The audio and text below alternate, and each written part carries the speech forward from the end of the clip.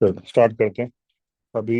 NCERT का chapter 2 के JPYQs में टॉपिक 1 इलेक्ट्रिक पोटेंशियल और इक्विपोटेंशियल सरफेस में सबसे पहले तुमने पूछा है क्वेश्चन नंबर 3। क्वेश्चन नंबर 3 ये हमारा एडवांस का क्वेश्चन है 2023 का। चलो इसमें डायग्राम दे रखा है, पहले तो डायग्राम बना देता हूँ।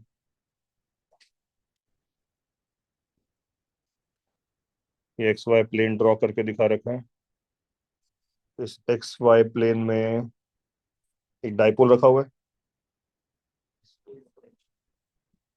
और बाद में डॉटेड लाइन से क्या दिखा रहा है, डाइपोल को रोटेट कर रहा है कि ठीक है। Electric dipole is formed by two charges plus q minus q located in x y plane. पहले रखा हुआ है एक चार्ज 0,2 पे, एक 0,-2 पे। ठीक है ना, एक रखा हुआ है 0,2 पे और दूसरा रखा हुआ है 0,-2 पे। यहाँ पे प्लस क्यू, यहाँ पे माइनस क्यू। चलो इसके बाद electric potential at point p that is at 100,100। यहाँ कोई पॉइंट पी है जिसके कोऑर्डिनेट्स हैं 100,100 और यहाँ पे हमें इलेक्ट्रिक पोटेंशियल बता रखा है V0। ये मैंने इसके ऊपर व्हाट्सएप पे बता नहीं रखा, डिस्कस नहीं कर रखा मैंने, ये बता रखा है, फिर से पूछ लिया तुमने, विजुलाइज नहीं हुआ आज। इलेक्ट्रिक पोटेंशियल बता रखा है हमें इस पॉइंट पे V0। ठीक है। The charges plus q and minus q are then move to point -1,2, 1,-2। इनको हमने बाद में मूव कर दिया है एक पार्टिकल को यहाँ पे, दूसरे चार्ज पार्टिकल को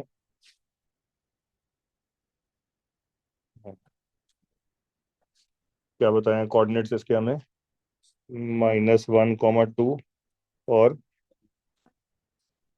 1,-2। ढंग से बनाया नहीं मैंने, फिर फाइव कोऑर्डिनेट तो सेम ही बता रखे है ना, खाली क्या चेंज किया, एक्स कोऑर्डिनेट इसको कर दिया लेफ्ट शिफ्ट, इसको कर दिया है राइट शिफ्ट। इसके कोऑर्डिनेट हो गए हैं -1,-2, इसके हो गए हैं 1,-2। ठीक है। चलो और अब हमसे बोलता है potential at point p due to the new dipole will be. चलो पोटेंशियल के लिए क्या करूंगा मैं, पोटेंशियल का फॉर्मूला क्या होता है,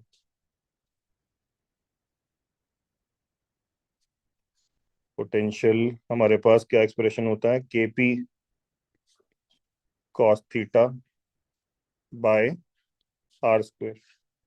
चलो डाइपोल मोमेंट पहले कितना, Q × 4। मिलीमीटर में है, सेंटीमीटर में करोगे तो 10⁻⁻4 लिख देता हूँ, ठीक है ना। चलो कोई नहीं, 10⁻⁻1 लिख दिया। और कॉस थीटा, थीटा कितना, डाइपोल मोमेंट का डायरेक्शन होगा फ्रॉम -Q टू +Q। ये जिस पॉइंट पे हमें डाइपोल की वजह से पोटेंशियल बताना है, कितना एंगल बना रहा है इसके साथ, 45 डिग्री। तो 45 डिग्री बना रहा है, क्या आ जाएगा हमारे पास, cos 45, 1/√2। और डिस्टेंस R की वैल्यू कितनी है, √100² + 100² कितना आ जाएगा, 100√2।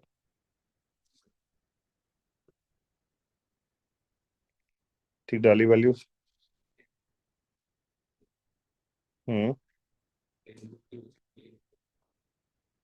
मिलीमीटर में है भी, तो मिलीमीटर में है तो मीटर में कन्वर्ट करेंगे ना हम, तो फिर भी गड़बड़ कर रहे हैं। ऐसा यूनिट्स में करोगे ना, वैसे मिलीमीटर में चलने दो तो भी कोई फर्क क्या पड़ता है, क्योंकि हमें V नॉट और V का रेशो ही निकालना होगा, तो मिलीमीटर से मिलीमीटर कट जाएगा। जो भी यूनिट है तुम एक बार यूज कर लो, अगली कैलकुलेशन में भी सेम चलने देना, तो उस पर ध्यान देने की जरूरत नहीं पड़ेगी। तो चलो मिलीमीटर में ही चलने देते हैं, फालतू में टाइम वेस्ट हो रहा है, ठीक है ना। तो 4 मिलीमीटर, और यहाँ पे R कितना था हमारा, 102। चलो अभी ये निकाल दिया मैंने क्या, V नॉट। चलो अब बाद में जब इसको हमने टिल्ट कर दिया, अब भी बताना है फिर से। K p cos theta by r square अगर मैं लगाऊं, ये एंगल कितना है, ये डिस्टेंस कितना है अपना, 1। ये डिस्टेंस कितना है, 2। tan theta equal to 1/2। Theta तो पता नहीं इसके लिए मुझे।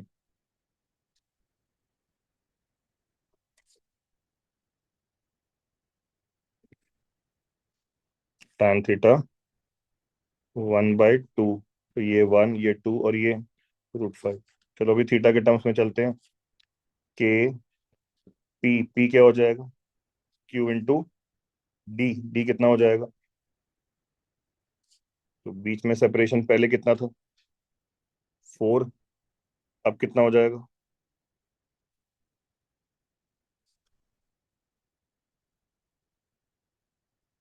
4/cos theta. थीटा की वैल्यू बाद में डालते रहेंगे, क्या हो जाएगा, 4/cos थीटा। या फिर डिस्टेंस फॉर्मूला से भी निकाल सकते थे, डिस्टेंस फॉर्मूला से भी निकाल सकते हो, ठीक है। तुम्हें 1, -2 और -1, 2 के बीच में डिस्टेंस फॉर्मूला से डिस्टेंस आ जाएगा। पर अभी थीटा जब मैं इंट्रोड्यूस कर ही चुका हूँ, तो मैं उसी के टर्म में दिमाग लगा देता हूँ। पहले डिस्टेंस कितना था, 4, और अब क्या हो गया, 4 से ज्यादा हो गया, थीटा की तरफ जा रहा हूँ, तो 4 cos थीटा नहीं, 4/cos थीटा। चलो अपॉन में, सॉरी आगे भी एक थीटा और आना बाकी था, कॉस। एंगल कितना हो गया आर और डाइपोल मोमेंट के बीच में, थीटा +45। अपॉन में गैप तो अभी भी 100, तो √2 +4। तो दोनों को डिवाइड कर दूं, के से के गया, क्यू से क्यू गया, 4 से 4 गया, 100 √2 के स्क्वायर से 100 √2 का स्क्वायर भी गया। मेरे पास क्या रह गया, V0/V इज इक्वल टू, यहाँ तो रह गया 1/√2 बचा ना न्यूमरेटर में तो खाली, और नीचे वाले टर्म में कॉस थीटा +45 क्या हो जाएगा, cos theta cos 45 minus sine theta sin 45। Upon में कॉस थीटा और था, उसको मैं ऊपर ले जाता हूँ।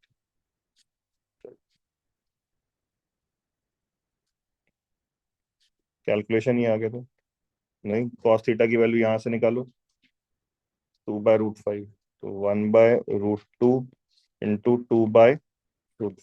डिनोमिनेटर में cos theta again 2/√5, cos 45 1/√2 minus sine theta क्या आ जाएगा, 1/√5, और sin 45 अगेन 1/√2, √5 तो पूरे में से कॉमन, 2 अपॉन डिनोमिनेटर में 2 - 1, 1 के आगे v की वैल्यू, V0/2। क्या आंसर है, बी। ठीक है, फॉर्मूला ही लगाना है, k p cos theta by r square. एक बार इनिशियल सेटअप के लिए, एक बार फाइनल कैलकुलेशन करा रहा है, करो कैलकुलेशन, क्या कर सकते हैं।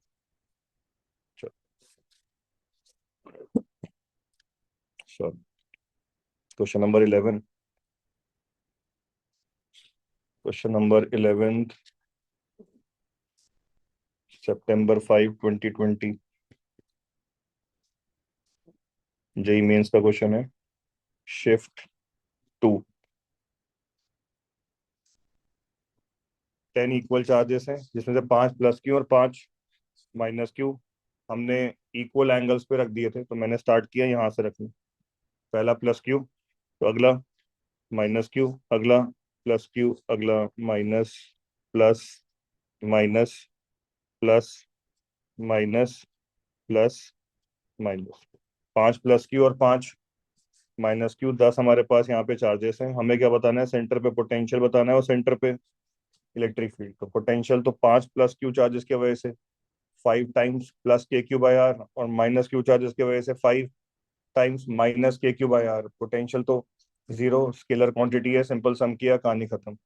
इलेक्ट्रिक फील्ड पे दिमाग लगा रहे हैं, तो इलेक्ट्रिक फील्ड सबसे पहले तुम्हारे सामने मैं ड्रॉ करता हूँ, -Q और +Q की कैसे आएगी, राइट। चलो ये लिख देता हूँ इसको भी के लिए, ठीक है। -Q और +Q की कंबाइंड इलेक्ट्रिक फील्ड कैसे मार्क कर दिया है? From minus two plus. चलो अगला तुम्हारे सामने पेयर ले लेता हूँ, ये दोनों वाला। इसकी इलेक्ट्रिक फील्ड माइनस क्यू से प्लस ई। एंगल कितना हो जाएगा ये? उल्टा मार्क कर दिया। नेगेटिव टू पॉजिटिव, क्या एरो बनेगा मेरा? इस तरह का। एंगल कितना आ जाएगा ये? 36 डिग्री। ठीक है, अभी डायग्राम में लिख नहीं रहा, कचरा हो जाएगा। अगला पेयर तुम्हारे सामने जो मैं ड्रॉ करके दिखाता हूँ, ये प्लस क्यू और ये माइनस क्यू। इसकी भी electric field minus Q two plus Q. Angle इसका भी, इस पूरे सेटअप को मैं एक्स वाई प्लेन बोल दूं, तो एक्स एक्सिस से, हमारी एक्स एक्सिस से 18 डिग्री, सॉरी 36 डिग्री। कितना एंगल चल रहा है ये? 36। ठीक है, चलो इसके बाद ये प्लस क्यू और ये माइनस क्यू की इलेक्ट्रिक फील्ड कैसे आएगी? हो रही विजुलाइज, माइनस क्यू से अवे, प्लस क्यू के टूवर्ड्स। और ऐसे ही अगला वाला माइनस क्यू प्लस क्यू की भी माइनस क्यू से अवे और प्लस क्यू के टूवर्ड्स। और ये एंगल कितना हो जाने वाला है? 36 + 36 72। ठीक है ना। चलो अब इलेक्ट्रिक फील्ड पे दिमाग लगा रहे हैं, तो यहाँ पे इलेक्ट्रिक फील्ड वाई एक्सिस के अलोंग, तो चलो इसका जितना वाई कंपोनेंट अपवर्ड आएगा, इसका वाई कंपोनेंट उतना ही डाउनवर्ड। इसका वाई कंपोनेंट जितना अपवर्ड आएगा, इसका वाई कंपोनेंट उतना ही डाउनवर्ड। तो वाई कंपोनेंट तो कैंसिल आउट हो जा रहे हैं, और इस वाले इलेक्ट्रिक फील्ड ई का वाई कंपोनेंट है ही नहीं, तो इलेक्ट्रिक फील्ड वाई एक्सिस के अलोंग जीरो।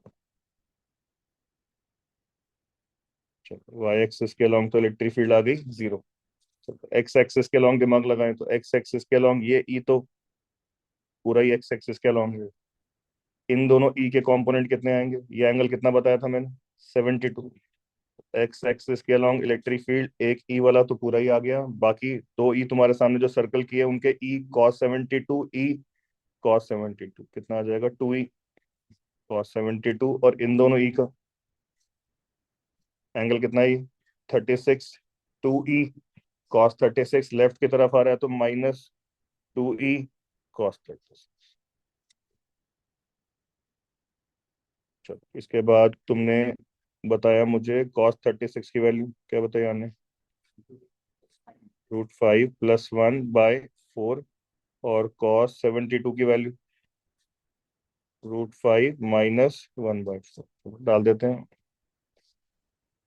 ई +2 ई कॉस 72, √5 - 1/4 -2 ई कॉस 36 √5 + 1/4। ये वैल्यूज याद हैं तभी क्वेश्चन सॉल्व होगा, नहीं तो ये निकालनी पड़ेंगी।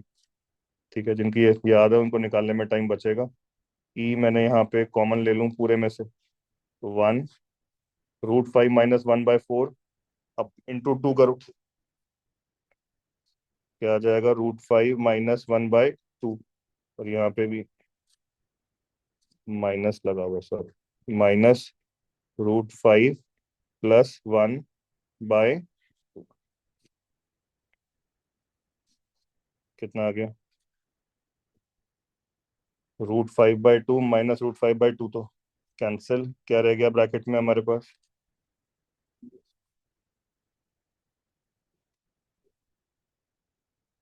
ब्रैकेट में रह गया 1 -1/2 -1/2, क्या आ गई value?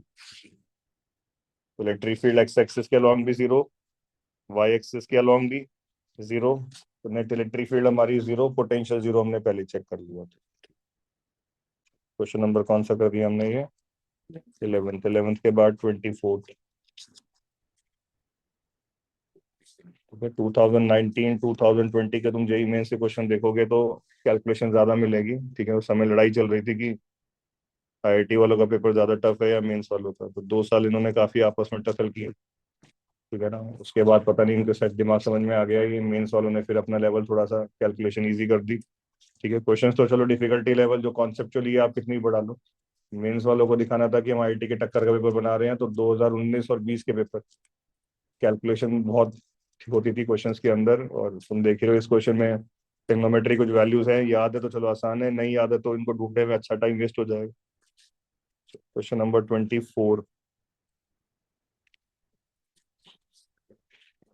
Consider a finite insulated charge conductor placed near a finitely positive charge conductor. Finite insulated uncharged conductor placed near a finite positively charged conductor. The uncharged body must have a potential less than the charged conductor and more than at infinity. More than the charged conductor and less at infinity.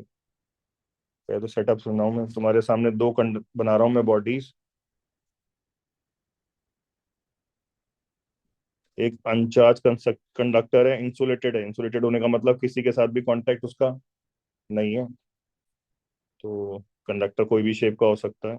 ये एक तुम्हारे सामने मैंने conductor बना दिया, metal की body है, अनचार्ज है, चार्ज इस पे कितना है, जीरो। इंसुलेटेड है, किसी के साथ इसका कोई कांटेक्ट नहीं है। दूसरी इसी के पास क्या पड़ी, एक और कंडक्टर पड़ा है, finite positively charge conductor, charge है, चार्ज है तो उस पर चार्ज क्यों मत कर देता हूँ। The uncharged body have a potential. Uncharged body का पोटेंशियल पे कमेंट करना है, एबीसीडी चार ऑप्शन दे रखे हैं। तो पहले तो जब चार्ज बॉडी के पास अनचार्ज बॉडी ला के रख दूंगा तो क्या होने वाला है इसके ऊपर, चार्ज इंड्यूस।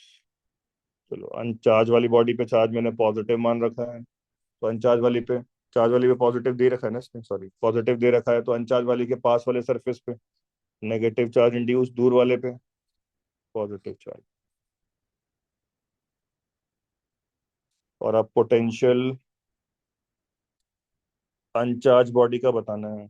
अनचार्ज बॉडी के वजह से पोटेंशियल, बॉडी के अंदर कोई ना कोई पॉइंट ऐसा जरूर मिल जाएगा जहाँ पे पॉजिटिव इंड्यूस चार्जेस की वजह से जितना पॉजिटिव पोटेंशियल है उतना ही नेगेटिव इंड्यूस चार्जेस की वजह से नेगेटिव पोटेंशियल। तो मैं वो पॉइंट तुम्हारे सामने मान रहा हूँ, ये वाला, जिसपे पॉजिटिव चार्जेस की वजह से जितना पॉजिटिव पोटेंशियल आ रहा है, नेगेटिव चार्जेस की वजह से उतना ही नेगेटिव पोटेंशियल। इंड्यूस चार्जेस की वजह से इस पॉइंट पे पोटेंशियल जीरो, क्यू चार्ज की वजह से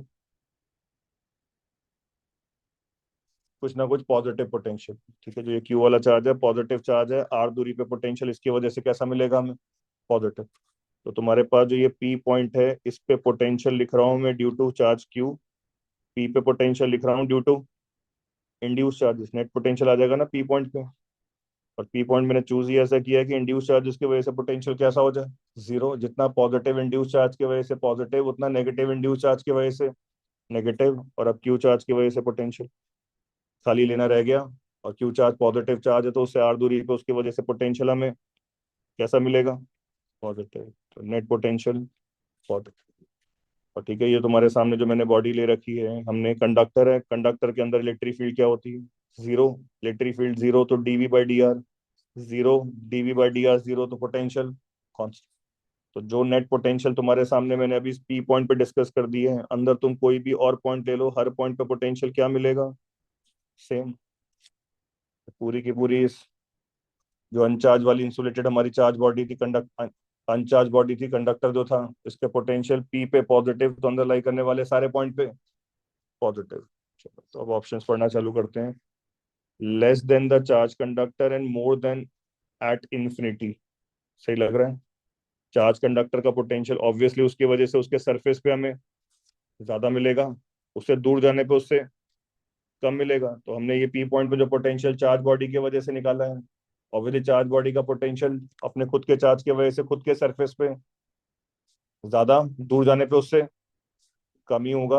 तो चार्ज बॉडी से तो अनचार्ज बॉडी का पोटेंशियल हमें कम ही मिलेगा, पर इन्फिनिटी से ज्यादा मिलेगा। पॉजिटिव है ना, इन्फिनिटी पे तो क्या होता है, जीरो। ये तो पहली स्टेटमेंट ही सही हो गई। और ये किस में आया क्वेश्चन है, ध्यान देना ही भूल गया मैं, मेंस में तो सिंगल करेक्ट ही है।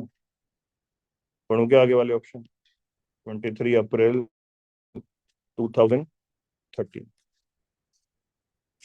चलो पढ़ लेते हैं आगे वाले भी। मोर than the charge conductor and less than at infinity, गलत है। इन्फिनिटी पे जीरो, जीरो से कम तो नेगेटिव, नेगेटिव तो नहीं होना चाहिए, हमने निकाला है अभी पॉजिटिव पोटेंशियल है, बी ऑप्शन गलत हो गया।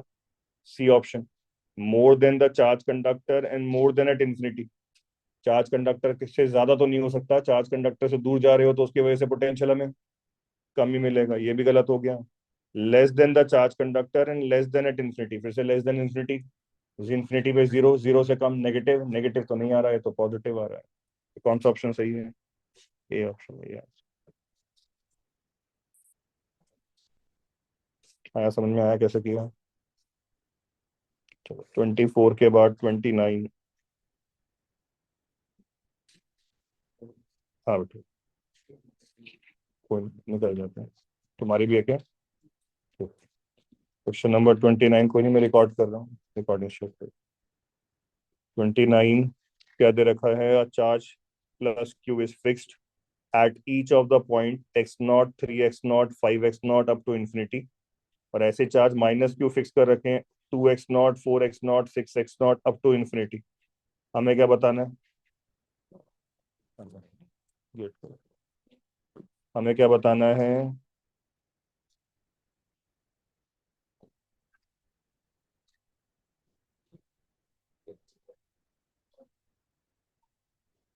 ये प्लस क्यू क्या है उसके अंदर?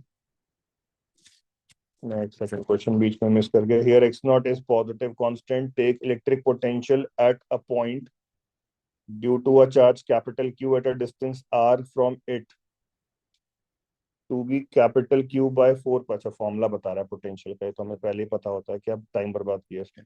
Then the potential at the origin due to the above system of charges. चलो, पोटेंशियल ही निकालना है। ये तो आई थिंक एससी वर्मा में भी दे रखा है, नहीं है क्या उसके अंदर? ऐसा कुछ सिमिलर क्वेश्चन है शायद। चलो कोई नहीं, अभी तुम्हारे सामने ये मैं पॉइंट्स मार्क कर रहा हूँ, इनके x coordinates, x0, 2x0, 3x0, 4x0। सो चार्जेस इन पे, x0 वाले पे क्या रखा था इसने? Plus Q, plus Q 2x0 पे, माइनस क्यू 3x0 पे, प्लस क्यू 4x0 पे, माइनस क्यू, और ऐसे ही चलता जा रहा है। और हमें पोटेंशियल कहाँ बताना है? ओरिजिन पे। चलो, potential at origin, q charge की वजह से, k q by x0, minus q charge की वजह से, minus k q by 2x0, plus q charge की वजह से, प्लस के क्यू बाय 3x0। आगे ट्रेंड समझ में आ गया? के क्यू बाय x0 तो पूरे में से कॉमन आ जाएगा ब्रैकेट में, 1 - 1/2 प्लस 1/3 माइनस 1/4, ऐसे हमारी इनफाइनाइट सीरीज। अच्छा, इस इनफाइनाइट सीरीज का सम नहीं पता होगा तुम्हें, इसलिए टक गए क्या? चलो, इनफाइनाइट सीरीज के कुछ मैं तुम्हें बता रहा हूँ। ई की पावर एक्स, ये होता है एक्स की पावर 0/0 फैक्टोरियल, एक्स की पावर 1/1 फैक्टोरियल, एक्स की power 2/2 factorial, up to infinity. तो कुछ इनफाइनाइट सीरीज है, तुम्हें याद होनी चाहिए। ई की पावर एक्स, एक्स की पावर 0/0 फैक्टोरियल, एक्स की पावर 1/1 फैक्टोरियल, एक्स की पावर 2/2 फैक्टोरियल। ठीक है, इनफाइनाइट सीरीज होती है। ऐसे एक और इनफाइनाइट सीरीज जो इंपॉर्टेंट है, ln 1 + x। ln का मतलब log टू द बेस ई, पता ही है सबको। इसकी होती है x - x²/2 plus x³/3 minus x की पावर 4/4, ऐसे ही इंफिनिटी तक जा रही होती है। ठीक है, लॉग की और एक्सपोनेंशियल फंक्शन की सीरीज हमें याद होनी चाहिए, जिनको नहीं पता थी अभी याद कर लो। ठीक है ना? और चलो, अभी ln 1 + x में अगर मैं x को 1 डाल दूं, क्या बन जाएगा? ln 2 = डालो राइट हैंड साइड पे x को 1, 1 - 1/2 प्लस 1/3 माइनस 1/4। देखो, ये सीरीज तैयार हो गई। ये तुम्हारे सामने जो सीरीज लिखी हुई है, ये कुछ और नहीं, ये क्या लिखा हुआ है? ln। तो आंसर k³/x0 × ln 2, कौन सा ऑप्शन? क्वेश्चन नंबर कौन सा था ये? 29। ये कब आया हुआ है ये? मैं लिखना भूल गया, ये तुम्हारा 1998 एस लिखा हुआ है। तो इसका मतलब क्या हुआ? सब्जेक्टिव पेपर में आया होगा। पर सब्जेक्टिव में भी उसमें मिक्स होते थे, कुछ एमसीक्यू होते थे, कुछ सब्जेक्टिव होते थे, मिक्स सा पेपर होता था। तो 1998 का एडवांस के तो तुम्हारे जेई के पेपर में आएगा, आईआईटी के paper.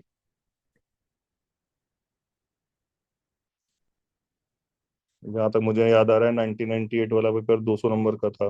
200 number physics, 200 chemistry, 200 maths, मतलब एक साल ऐसा आया था। और उसमें से अगर ये 2 नंबर का है तो फिर तो कुछ भी वेटेज नहीं है। 98 में आया था या 99 में आया था यार, कुछ किसी एक साल में उन्होंने ऐसे गड़बड़ करी थी। वैसे पेपर 100 नंबर के 3 होते थे, तो एक साल में 200 200 200 के 3 दिए थे उन्होंने। और पेपर ऐसे मिक्स आता था, कुछ ऑब्जेक्टिव है कुछ सब्जेक्टिव है। पैटर्न इनके तो बहुत ज्यादा चेंज हुए हैं ओवर द इयर्स। चलो अभी 29 के बाद नेक्स्ट पूछ रखा तुमने 33। 33 हमारा फिर से एडवांस का क्वेश्चन है। एडवांस में जेई एडवांस में 2020, two large circular discs separated by distance 0.01 meter are connected to a battery via switch as shown in the figure. Charge oil drops of density 900 kg per meter cube are released through a tiny hole at the center of the top disc. Once some oil drop achieve terminal velocity, the switch is closed to apply a voltage of 200 volt across the disc. As a result, an oil drop of radius 8 into 10 की power minus 7 meters stops moving vertically and floats between the disc. The number of electrons present in this oil drop is, क्या तमाशा कर दिया इसने। Diagram बनाता हूँ पहले तो फिर दिमाग चलेगा। इसने एक डिस्क दिखा रखी है, उसके नीचे एक और डिस्क, मिलके क्या बना रहे होंगे दोनों, ऑब्वियसली पैरेलल प्लेट कैपेसिटर। बस प्लेट्स हमारी रेक्टेंगुलर की जगह सर्कुलर दे रखी हैं। यहाँ पे हमने इन्होंने क्या बना रखा है, होल बना रखा है, और उस होल के थ्रू ऑयल ड्रॉप्स गिरते हुए आ रहे हैं।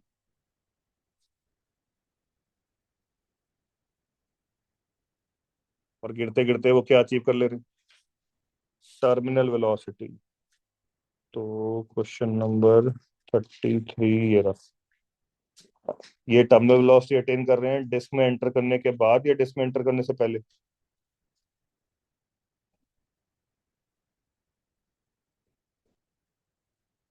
जो मेन बात समझ में आ रही है कि ये जो है ऑयल ड्रॉप बस रास्ते में रुक जा रहे हैं, और जब रुक जा रहे हैं फ्लोट कर रहे हैं।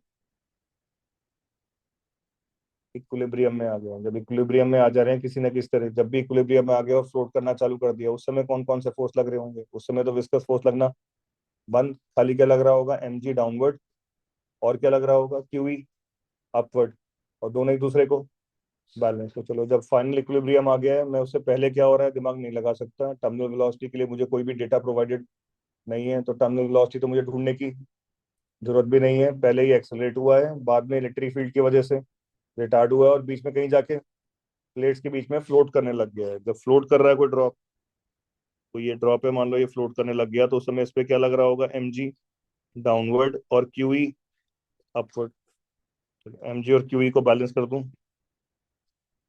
तो एक्सप्रेशन क्या आ रहा है मेरे पास, मास हो जाएगा डेंसिटी इंटू वॉल्यूम। वॉल्यूम दे रखा हुआ है 4.4/3 पाई, आर क्यूब रेडियस प्रोवाइडेड है, इंटू जी इंटू क्यू। क्यू क्या लूंगा मैं, एन।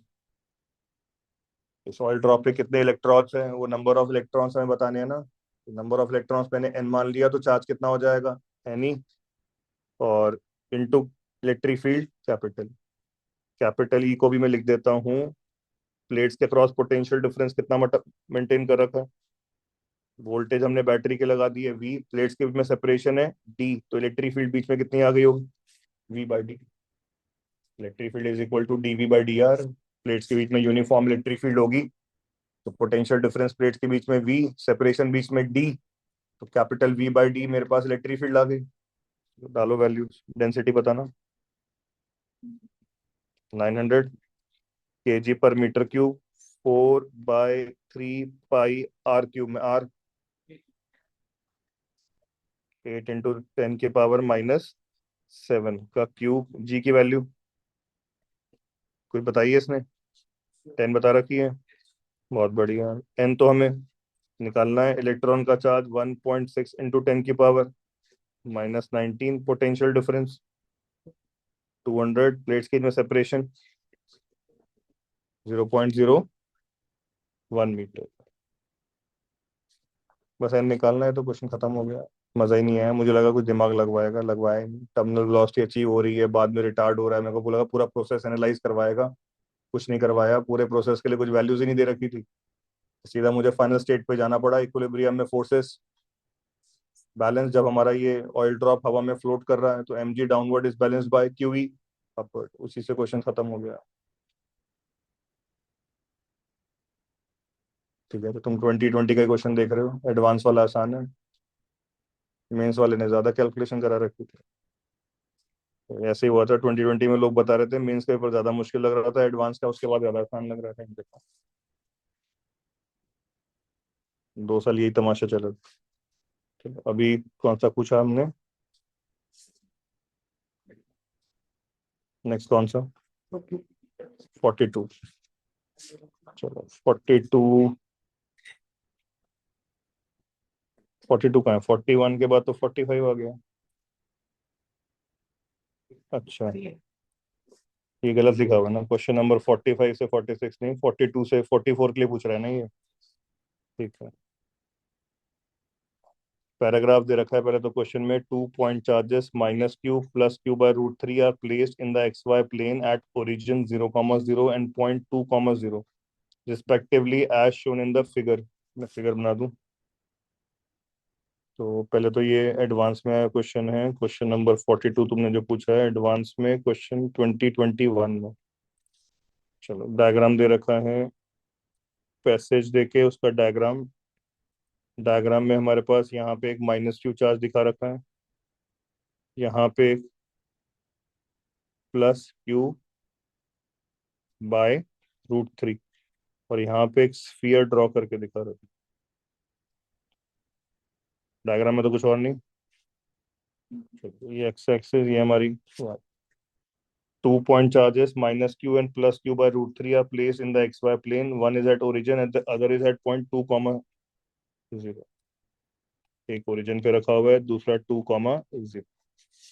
चलो, this result in an equipotential circle of radius r and potential v equal to 0 in the xy plane with its center at b comma 0, all length are measured in meters, value of capital R बताना है।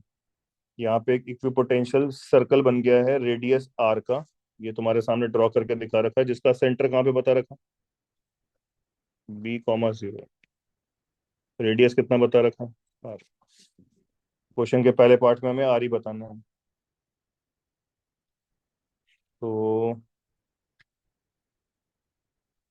Potential, equipotential surface, हर point पे potential क्या मिलना चाहिए, same. और ये potential एक और चीज बता रखी है, इस पे क्या मिलने वाला है हमें, जीरो मिलने वाला है। पोटेंशियल जीरो करते हैं चलो, पोटेंशियल जीरो करने के लिए, चलो पहले ये वाला पॉइंट पकड़ लूं। चलो इस वाले पॉइंट पे पोटेंशियल -q की वजह से, ये दूरी कितनी है, 2, और ये दूरी कितनी है हमें निकालनी है, और ये दूरी हमारी r है, और ये डिस्टेंस हमारा b है।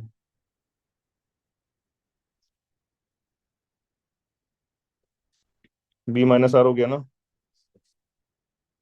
ये डिस्टेंस तो आ गया b - r, तो -q की वजह से पोटेंशियल -kq/b - r, और +q/√3 की वजह से +k q/√3, दूरी कितनी हो गई इससे, r इक्वल टू 0। बी और आर में एक रिलेशन तो यहाँ से आ गया, दूसरा रिलेशन के लिए ये वाला पॉइंट पकड़ लो, इसके परली तरफ वाला। ठीक है ना, इस परली तरफ वाले पॉइंट पे चलता हूँ, तो यहाँ पे पोटेंशियल -q की वजह से, -q से कितना दूर हो जाएगा ये, इसके कोऑर्डिनेट क्या हो जाएंगे, एक्स कोऑर्डिनेट इसका b+r, वाई कोऑर्डिनेट 0, तो -q की वजह से k - kq/b+r, और q/√3 की वजह से +kq/√3, कितना दूरी है, ये दूरी कितनी दिखाई दे रही है? B+R-2। नहीं, ये दूरी तो कितनी है अपनी? B+R।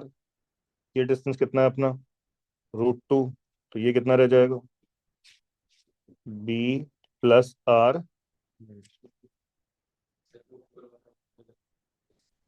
ऊपर कहाँ गलत लिखा? वो 2 पे है, तो 2। अच्छा सॉरी, ठीक है। KQ/√3 से कितना दूर हो जाएगा ये हमारा? ये वाला जो पॉइंट था हमारा Q/√3, कितना दूरी पे है? 2। ये दूरी कितनी है हमारी? B-R। तो ये कितनी रह जाएगी? 2 - B, माइनस ऑफ -R करूंगा तो +R।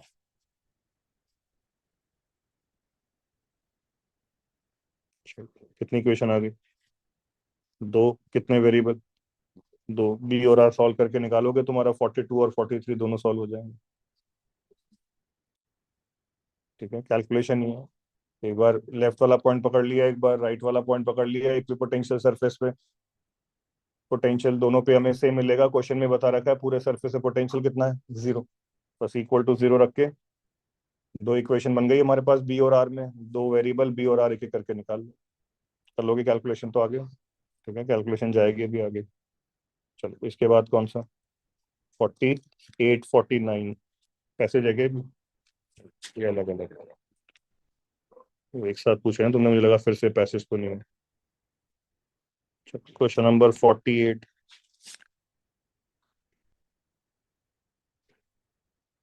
डायग्राम दे रखा है, डायग्राम बना दूं?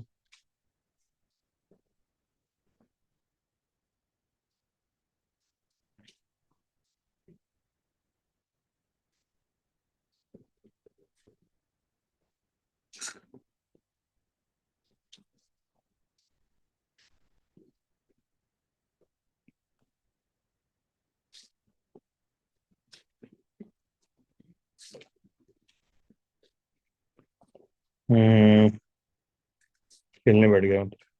चलो, तुम्हें ये डायग्राम दे रखा है, डायग्राम के अंदर दो रेडियस मार्क करके दिखा रखे हैं, एक RA, दूसरा RB।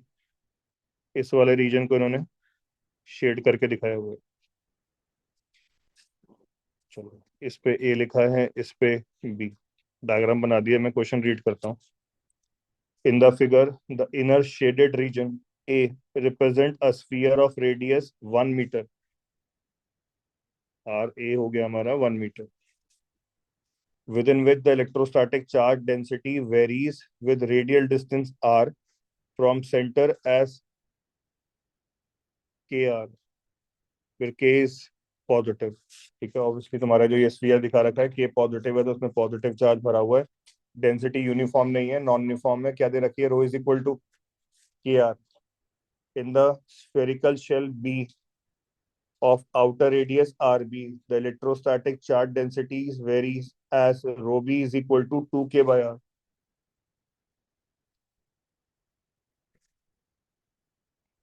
ए के अंदर चार्ज डेंसिटी वेरिंग है प्रोपोर्शनल टू आर। उसके बाद जब हम ए और बी के बीच वाले गैप में जा रहे हैं, तो वहां भी चार्ज डेंसिटी वेरिंग है, और कैसी है आपकी बार? Inversely proportional to are.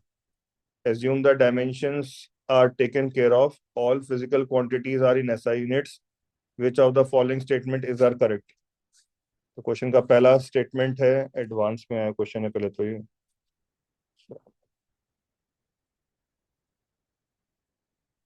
Advance में 2022 में,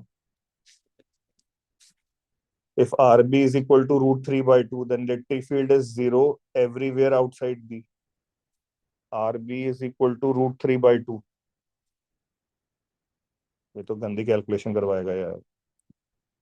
बेसिकली RB की वैल्यू इस तरह से चूज कर रहा है कि बाहर इलेक्ट्रिक फील्ड 0 मिल जाए, बाहर चले जाएंगे दोनों स्फीयर के, तो दोनों को हम क्या मान सकते हैं? Point charge concentrated at centre, और बाहर इलेक्ट्रिक फील्ड 0 होने का मतलब सेंटर पे का चार्ज कंसंट्रेटेड 0। तो जितना चार्ज ए के अंदर, उतना ही ए और बी के बीच में।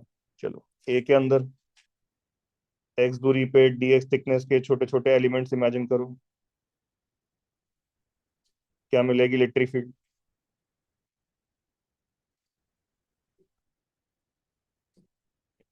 क्या मिलेगी यहाँ पे, सॉरी चार्ज कितना मिलेगा इस छोटे से एलिमेंट में, तो के, सॉरी चार्ज ढूंढ रहा हूँ ना मैं, क्या कर रहा हूँ, चार्ज के लिए रो, रो कितना है, सेंटर से मान लो ये एक्स दूरी पे है, तो के x charge density, charge per unit volume into मेरे shaded volume, 4 pi X square, तो इसका एरिया हो जाएगा, थिकनेस इसकी मैं मान रहा हूँ D x, charge per unit volume into इस छोटे से एलिमेंट का वॉल्यूम, इसमें चार्ज आ गया, ये चार्ज निकालूंगा मैं कहाँ से कहाँ तक, जीरो से आर ए, आर ए कितना बता रखा हूँ 1, इसके बाद आर ए से आर बी के बीच में चार्ज डेंसिटी कितनी है, 2 k बाय एक्स, एक्स दूरी पे, सेंटर से फिर से एक्स दूरी पे इमेजिन कर रहा हूँ, ऐसा ही एक डी एक्स थिकनेस का स्फीयर तुम्हारे सामने, 2 k बाय एक्स, तो चार्ज डेंसिटी आ जाएगी, उसका volume, area 4 pi X square, thickness D X, इसका मैं इंटीग्रेशन करूंगा फ्रॉम 1 से आर बी, और ये चार्ज मिलके कितना हो जाना चाहिए,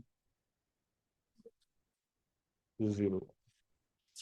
और एक चार्ज डेंसिटी मतलब पॉजिटिव है, तो दूसरी फिर नेगेटिव होनी चाहिए ना, पॉजिटिव कौन सी नेगेटिव कौन सी,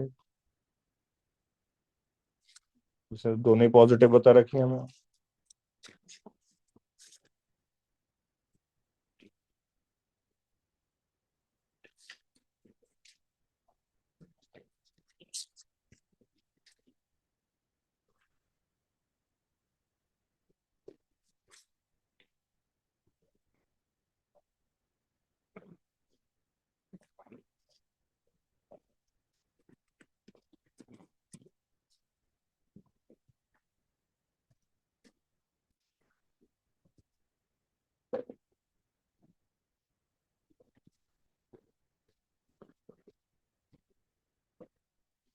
ये ऑप्शन तो पहले गलत हो गया ना, ये तो चार्ज डेंसिटी हमें ध्यान दिया नहीं मैंने, चार्ज डेंसिटी तुम्हारे ए वाले स्फीयर में भी पॉजिटिव, और बी वाले, ए और बी के बीच वाले गैप में भी पॉजिटिव, वैसे तो मैं इसकी लैंग्वेज से ही परेशान हो रहा हूँ, ये बोल रहा है in the spherical shell of B of outer radius r b the electrostatic charge density is 2 k by r, तो ये ए और बी के बीच में 2 k बाय आर मान रहा है, या पूरे बी के अंदर 2 k बाय आर मान रहा है,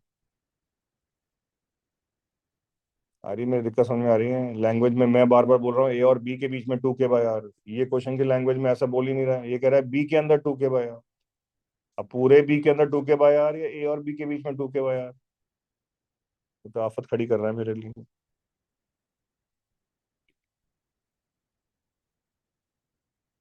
सर ये ऑप्शन गलत दे रखा है, सही दे रखा है, गलत होगा ये तो, देखना जरा आंसर की में, क्योंकि अंदर चार्ज तुम्हारा ए के अंदर भी पॉजिटिव, बी के अंदर भी पॉजिटिव, तो नेट चार्ज भी हमारा पॉजिटिव, जहां हम बी वाले स्फीयर के बाहर निकलेंगे,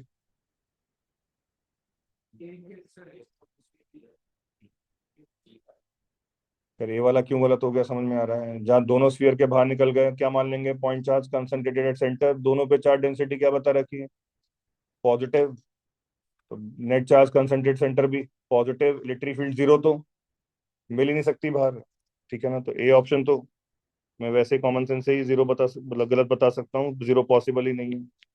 चलो बी ऑप्शन पे आ जाओ, बी ऑप्शन में क्या बोल रहा है,